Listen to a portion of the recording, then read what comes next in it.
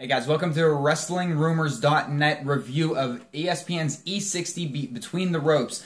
With me as always is the beautiful Sam Daley, the true star of the show. I am Adam Daley. Guys, we just wanted to give a quick WrestlingRumors.net quick review on the ESPN special that I thought was spectacular. Sam, what are your thoughts? Quick. I thought it was amazing. Definitely blew me out of the water, especially seeing the background of these three men. Yeah, I liked what, and if you guys didn't catch it, what it did was basically chronicle the careers of Adam Rose, Leo Kruger, depending on what you want to refer to him as, Xavier Woods, and Corey Graves is really the main three that they followed around. And, you got to see a lot of Triple H. You got to see a lot of what happens at the Performance Center. Top to bottom, fantastic look at what goes into making not only that show, but think about that on a grander stage when it's on Raw or SmackDown or pay-per-views. That actually made me want to go and be a part of NXT. Here we go.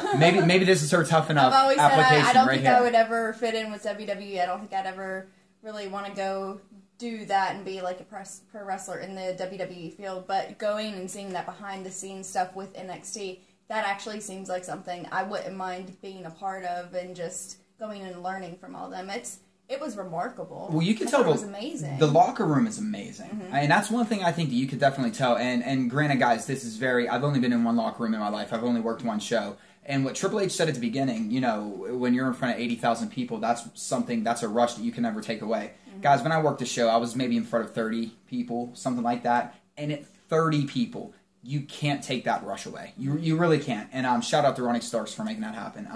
But Sam, I liked the fact that not only did it show, okay, these guys have talent, that's the it factor, but what are they missing? I like seeing that creative boardroom discussion too. Yeah, I definitely like that. You got to see Dusty Rhodes, Bill DeMott.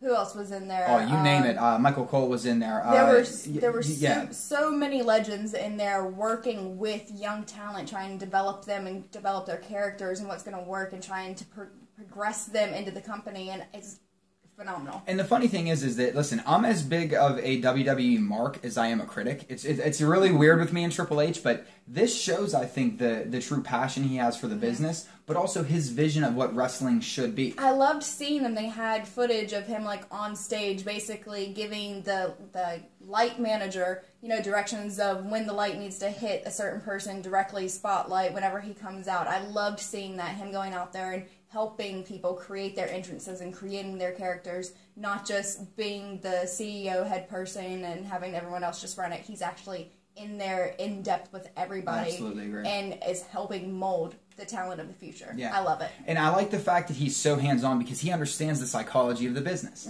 He understands what works and what doesn't work. And he understands that sometimes it just takes a little tweaking. And like I said, try it this time, don't think. And that's the one thing I liked about DeMott during this whole thing was don't think. You're thinking too much. You got here 11 years. Don't start to overthink yourself. I think what I really enjoyed, Sam's, putting on, basically showing you how the show was made, the production, what they think about talent. The backstory with Adam Rose and his family. Corey Graves, who, listen, Pittsburgh boy, like-minded individuals, myself, maybe it's a Pittsburgh thing, I don't know. Big shout out to Corey Graves. We always support Pittsburgh here. But, and even with Xavier Woods, the different paths that all three took, and you see the family side of things. You see, listen, I'm doing this to support my family. I got to do what I got to do. I was an Adam Rose supporter before. I'm definitely on board with Adam Rose right now. Just seeing his family and what he's had to go through while being a WWE, well, not WWE, I guess NXT superstar. He is on the main roster now. But it was just remarkable, and it really makes me want to see him succeed that even more. And Corey Graves' story was just so sad. That kid just couldn't catch a break, but at least now he's signed to a 2-year contract. Right. And Graves is a great guy. I mean, Graves, top to bottom, is a class act, 100% great guy. And one thing to your point about Adam Rose, I mean, you really got to feel for the guy too. Yeah, I absolutely want to see Adam Rose succeed. That's one of those stories where you want to talk rags to riches stories. A guy like Adam Rose is the story that they should really a lot of times tell. This is a legit, he was sleeping on the streets. Oh, whenever he started talking like Leo Kruger, I lost my mind. Yeah. He just went on a little Leo Kruger rant for a minute. It was amazing. But this is a guy, I mean, you look at redemption stories like Booker T. I mean, you look at how many lives. Listen, people can say what they want about the world of professional wrestling, sports entertainment, whatever the catchphrase is this year for the product. There has been a lot of really success stories that professional wrestling has provided. Booker T's a great, phenomenal story, you know. As you saw, Leo Kruger, Adam Rose, you know. Xavier Woods getting his PhD while training in NXT. Incredible. And I love... He was going to classes to get his PhD while he was working in NXT. That's an amazing story right there. And I think the beauty of it for me was that it showed not only... It showed diversity between talents, you know. One guy, absolutely so family motivated. He's been in it for so long. Another guy was about to get the main push, injury, you know, ridden, that shows you the trials and tribulations that way. And then you saw Xavier Woods, who is kind of, you know, single on his own. He's getting to do his own thing, but he's still getting, you know, there's a different path that he's taking where he's creating his own character while still going to school. I think it showed that old stigma of WWE wrestlers are basically nothing but knuckle-headed, meat-headed. We can blow that completely out of the water now. Can I just say how awesome it was that Xavier Woods carries around a miniature Skip It? That is pretty cool. By the way, that's awesome. That is pretty cool. And I thought it was an interesting fact. Since 2013, 21 individuals have come out of NXT to go to the main roster. That was an interesting stat they put at the end. Another interesting stat I thought was absolutely brilliant. Vince, during this, was phenomenal. Yeah. I love Vince said that I could tell right now that basically you're intimidated by my presence, or that or whatever he said. But at the end, I don't know if you guys caught it during the credits, they said, you know, what was, they asked him, what was your greatest creation? And Vince McMahon said, me. and Jeremy Scahill said, well, you know, do you mean the character? And he went, no, really, I just wanted to feel like I said that I was my own greatest creation. He kind of joked off. But that's that other thing with Vince that, you know, I think a lot of times, guys, because we do get caught so much, we get caught up with wanting this wrestler pushed and that wrestler pushed. We do forget that there is a business side, and we do forget how human these people are, no matter what kind of you know, label we want to throw on them. Listen, business is business, but Vince, at the end of the day, I mean, you can't really say he takes him.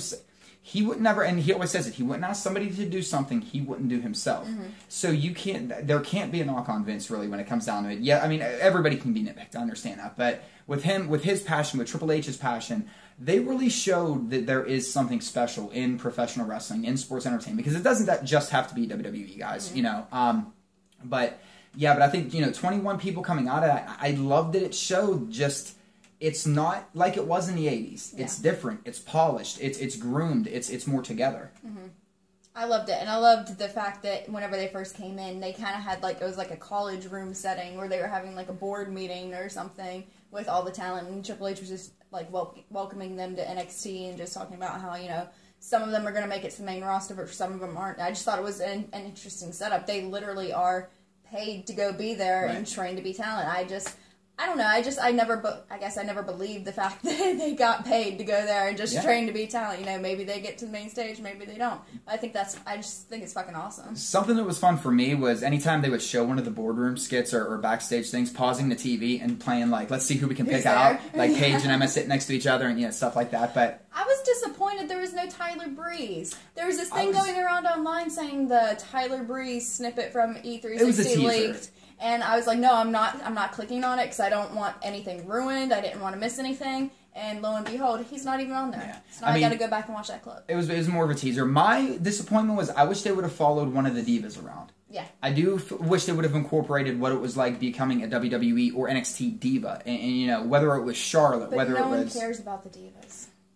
But you know what? With the different stories that they were telling, I think to show what the... Yeah, I know. You're not even going to let me get a serious point across. I was being sarcastic. I care about the divas. I know, but awesome. This is what I'm working with. I can't even get a serious point across sometimes. No, I just think it would have been another captivating story to tell if they would have had something with one of the divas. You know, it could have been Paige. It could have been Charlotte. It could have been Emma. It could have been Sasha Banks. And yeah, I mean, you take your pick. I think it would have been refreshing to see a diva represented there too, but now we're nitpicking, guys. I think it was over. It was brilliant. It was an amazing show. Yeah, definitely. Very good. All right, guys. 2 hard-hitting shows in 1 week. WWE's on a roll. Yeah, and this is, you know, and big shout out to ESPN for putting on a very well-produced show, and I bet you Beatles kind of upset with this one's Ms. Sour Grapes. So anyway, guys, thank you so much for tuning in. Please make sure you're subscribing to this very YouTube channel. Please like our video.